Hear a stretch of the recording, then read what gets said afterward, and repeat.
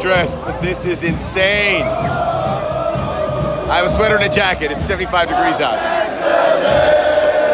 That was this past Saturday in Portland. I got to go up there. I don't get to travel for a lot of LAFC games. That's the club I work for, but I made sure to tell my superiors that I wanted to be part of it, and I got to walk with the LAFC fans, the 3252, and it's not just the 3252, it's those that have gathered to come up there and march to the match. It was very cool. It was a beautiful day in Portland. If you haven't been to Portland, Oregon, I highly recommend it. Great food, great craft brews, beautiful visuals up on that Pacific Northwest coastline, Mount Rainier, Mount Hood. You get to drive, fisheries, waterfalls, and football. This was an event. So the Timbers had just opened up their stadium, Providence Park, after refurbishments. They've built a whole new stand so they can fit a lot more people in there, which is very cool. And this was an important game because there's a burgeoning rivalry. LAFC went there. They won it 3-2. I was there. I was sitting with the fans. It was intense. It was nerve-wracking. At times I wanted the game to end because it was too much. Fans in this league in Major League Soccer going at it, and 1,000 traveling fans, and those are the home fans. You never used to see that. You'd see like 20 traveling fans. Great sign the league is capturing the imagination of more and more of the public. As for the game itself, Carlos Vela is the real deal. Holyfield, 16 goals in 16 games now for Vela. He was fouled ferociously, a sign that it's a player that is too good sometimes for the opponents, and that's how you resolve it. And LAFC, though, lay a marker. They don't have a game till June 28th, and now they look across. They're the best team, clearly, in Major League Soccer, which carries a lot of equity. You want to be the best team, and it means a trophy, and it means help in the postseason. A lot of help. So there you go. Had a great time. Get out there and support your local teams. It's really fun. And Portland, we'll see. Maybe this is a game. When Portland play LAFC, you make sure you participate. But, of course, that wasn't the big game. This is Full Time with Max Bretos. Hello, hello, hello, hello, hello, hello. This is Full Time. The big game, of course, the Champions League. In Madrid, Liverpool, Tottenham Hotspur. After two of the greatest semi-final second legs, after the two greatest club games on back-to-backs I have ever seen, the comeback by Liverpool against Barcelona, the comeback by Tottenham Hotspur and Ajax. We waited and waited, and we got this game. And this was the highlight. There wasn't that great of a highlight, but the game was pretty dire. Yes, a streaker, a pitch invader coming on. You know, there is a rule of thumb here in this country when you cover this sport. As soon as you see someone invade the pitch, you take your cameras off and you say, we don't show that because we don't want to encourage it. Well, I don't think that rule's working because people still do it, and even if you don't show it, it captures some length on social media. That young lady had an advertisement on her swimsuit. I can't believe I'm saying that about a game, but that's exactly what happened, and it was more exciting than the game itself. So I don't want to see that, but you don't want the game to stop, and you don't want to risk anything for the player's safety, but it was the biggest moment of that game, pretty much.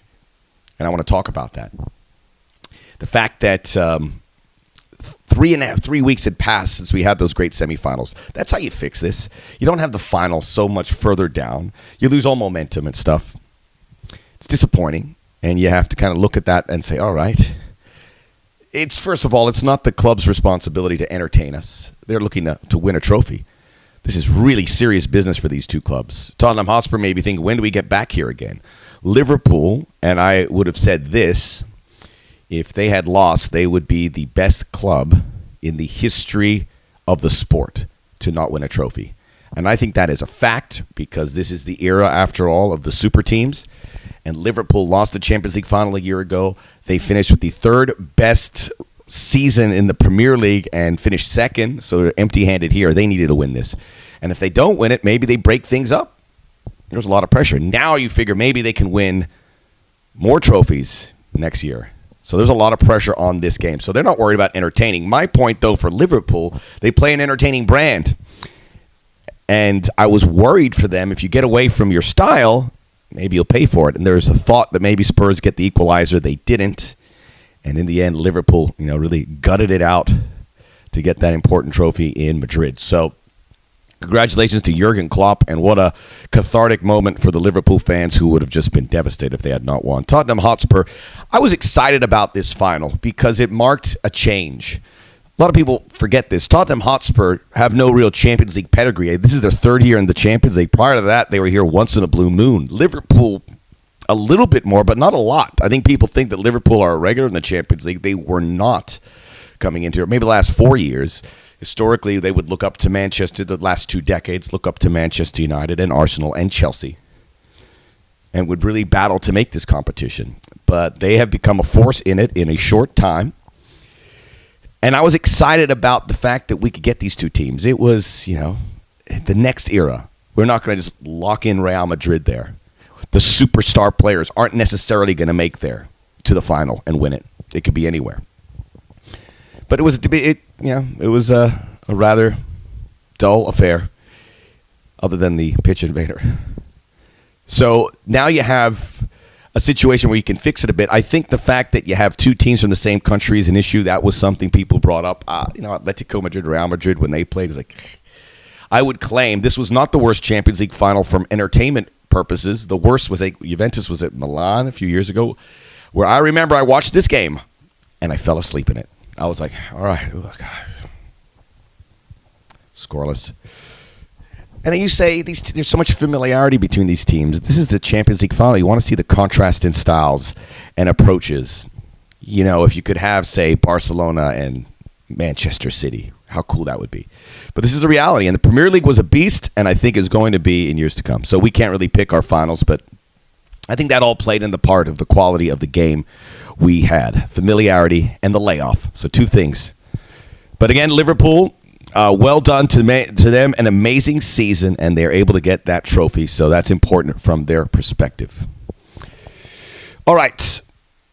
That puts a bow on the club campaign, and now we look towards the international calendar. And there's some big competitions I've pointed out in previous weeks here. I think the one I'm really anticipating the most is the Copa America, which is so much quality. There's no poor games there because there's 10 teams or 12 teams there. You have the 2 visitors from outside of CONMEBOL, and you have the full international teams of Brazil, and who are the hosts, Argentina.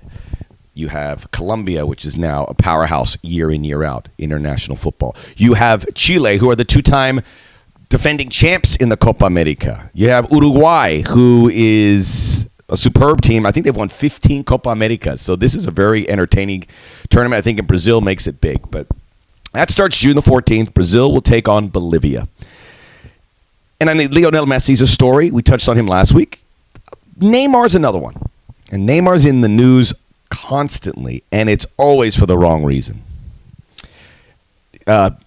Inappropriate activity towards an official got him a UEFA suspension. An interaction at the French Cup where he struck a fan. In training ahead of the Copa America, Weverton, a young starlet on the Brazilian national team, nutmegged him and he dragged him to the ground. And then Neymar his captaincy gets pulled for Brazil. Dani Alves replaces him. And then the accusations of rape. Neymar, I'm not going to touch on that. I've been done his due diligence to approach it, giving all the private matters that he has, the photos. He exposed the conversation that he had. But all the other stuff is reason for alarm, and for Neymar, and how important would it be for him to lift the trophy. For the captaincy, I think there are some players that aren't supposed to be captains. I think Lionel Messi's a guy that would be more liberated if he wasn't a captain, if he had like a Javier Mascherano captaining the team. But he's the best player, so you get the captaincy. Neymar shouldn't be the captain, not under these circumstances. Continues to grow, and I think this is the crossroad moment for him, really, because his club level has been interrupted by injuries. And now you have this. And I know people are probably watching. I don't want to talk about it. I don't want to hear about Neymar. And they're clicking off full time. They don't want to hear about Neymar. It's a bore. That guy's a has-been. But I think it's really important. And in the context of this Copa America, to see what he can do, to see if he can resuscitate what has happened to his career. So many bad signs. And there you have it. Brazil, a lot of pressure to win it. Can you imagine a Brazil-Argentina final or something along those lines, maybe in the semis? Who knows? But this is going to be a big moment for a player who was part of the 2014 World Cup, which was in Brazil, and they stubbed their toe there. He had his concerns, injuries in 2018. It fell flat for them, even though they were the favorites. So what happens to Brazil and Neymar? They're intertwined, but we don't really think about it. But this is a big spot for him.